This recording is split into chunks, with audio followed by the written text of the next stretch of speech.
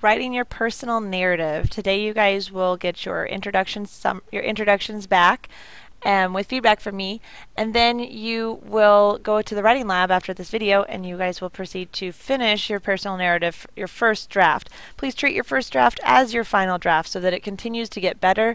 Do not turn in something that you have not even put effort forth in for your first draft. Your first draft should be treated like the final draft every time.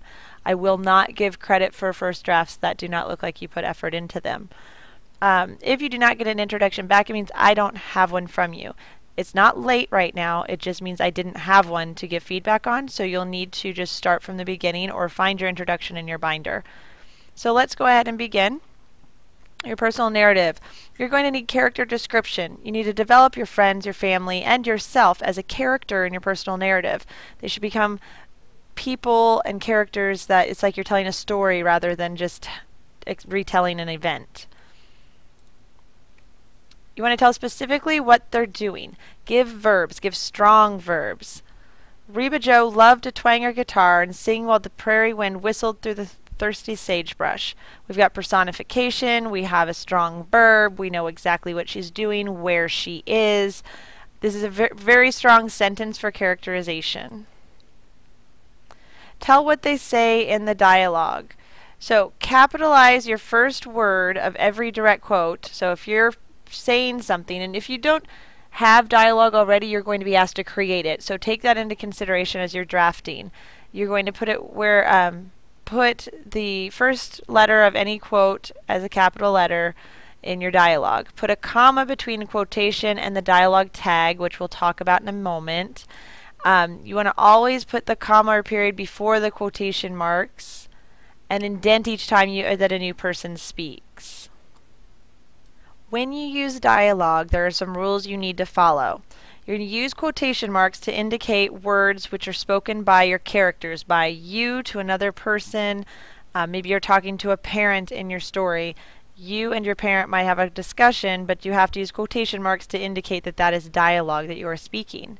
So we have this example dialogue here that we're going to continue to work with. So rule number 1 is applied. You don't have to answer that question. I'll answer the question. You want answers? I think I'm entitled to them. You want answers? I want the truth. You can't handle the truth. Now we know that these words are spoken, but we don't know who's actually speaking them. Rule number 2, you always start a new paragraph when the speaker changes. You cannot have two people speaking in the same paragraph without hitting return and tabbing. So we have the same dialogue, it's now changed. You don't have to answer that question. I'll answer the question. You want answers? We know that those are two different speakers. Think I'm entitled to them. We know that's another new speaker. You want answers? New speaker. I want the truth. New speaker. You can't handle the truth. So now we know who's speaking, but we don't know how they're saying it or who's saying it. The most obvious way to do that is called a speech tag. It's placing phrases like John said at the beginning of the quotation or said John at the end. There are other ways to write and place speech tags. You don't need a speech tag for every line, but enough speech tags to just let us know who's speaking and when they're speaking. Make sure the reader knows who's speaking is rule number 3. That's using your speech tags and using correct punctuation, capitalization, and spacing. So you don't have to answer that question, said the judge. I'll answer the question. You want answers, said Jessup. I think I'm entitled to them, said Kaffee. So now we realize, oh, there's 3 people speaking. You want answers, said Jessup. I want the truth, said Kaffee. You can't handle the truth, said Jessup. So this is grammatically correct, but what's wrong with it? We hear the characters are saying, but that's all we know is who's saying them and what they're saying. We don't know how they're saying it. It's from A Few Good Men. The judge turned swiftly toward the witness and declared, "You don't have to answer that question." "I'll answer the question," Jessup said coldly, fixing his eyes on Kaffee. He asked the defense attorney, "You want answers?" "I think I'm entitled to them," Kaffee replied. Jessup asked again, more forcefully, as if scolding an errant recruit, "You want answers?" "I want the truth," Kaffee shouted, banging his fist on the counsel table in defiance of Jessup's intimidating presence. The court members sat stunned in silence. The colonel leaned forward, rising to his feet, and thundered, "You can't handle the truth." That is what I want your dialogue to sound like. I want words like thundered. I want words describing what he's doing in defiance. He's banging his fist on the table. scolding, like he's doing this as if scolding an errant recruit. They add a simile there. Replied is better than said. Telling what his eyes are doing, fixing his eyes coldly on Kaffee. And the judge is turning toward the witness swiftly.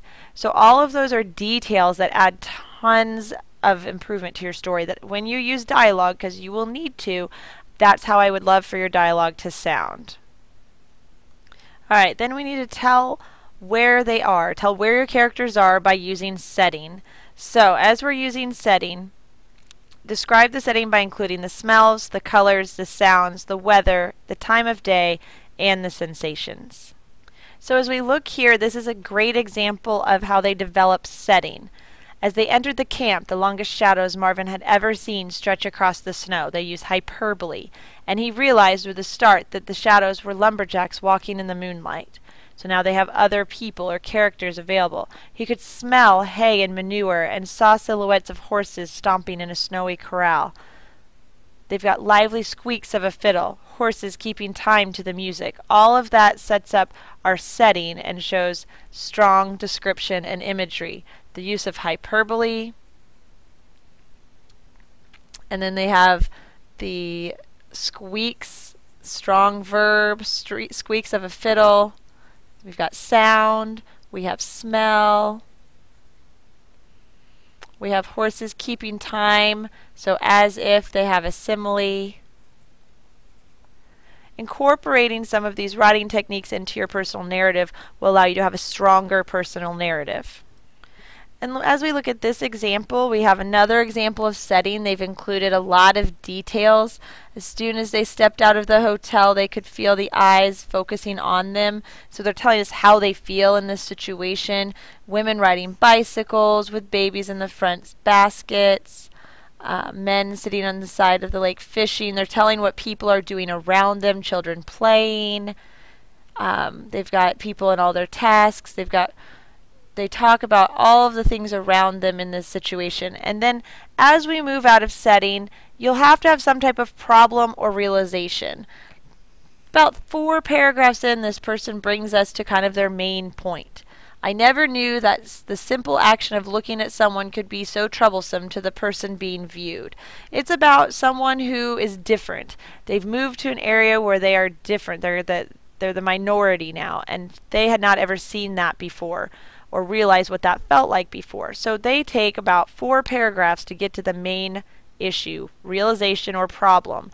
So you should have a lot of build up before you even get to the climax of your story. Your narrative should be able to be put on a plot line. You should be able to plot out beginning, rising, the problem realization for the climax, the falling, and the resolution of your story. We talked in our previous video about introductions. This person uses an allusion to Dr. Martin Luther King and builds from there. He also uses tons and tons of details. So this is another great example of an introduction using an allusion. Dr. Martin Luther King Jr. was a man with a visionary dream. And then it moves on to talk about his I Have a Dream speech and how it impacts this person's life and how he has relationships with that speech. It talks about the details of his family, or talks about the details of his neighborhood, excuse me. In my neighborhood, there are about 30 kids in one block, 2 biracial families, a large Asian family, blacks, Hebrews, Turks, whites. He goes into listing details. That's another way to include setting and start to build a little bit more relationship with your reader. And then the final example I'm going to show you is just an example that has dialogue in it. This example is how your dialogue should look. These are using the speech tags. I thought, I immediately saw the life-size poster of the pro basketball star.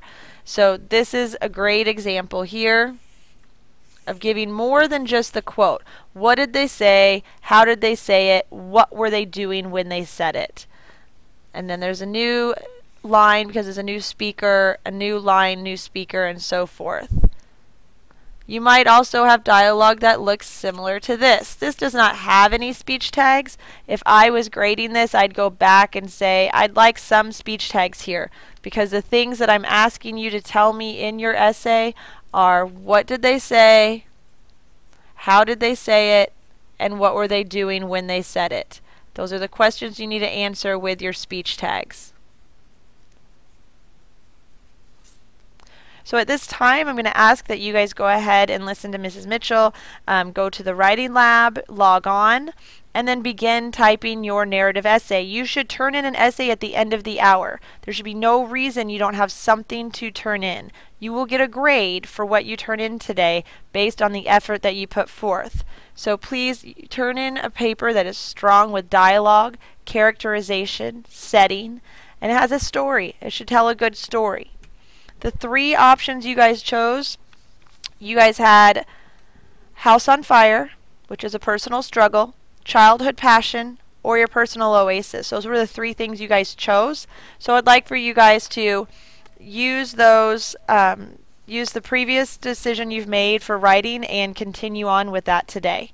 I will be back in the building on Friday.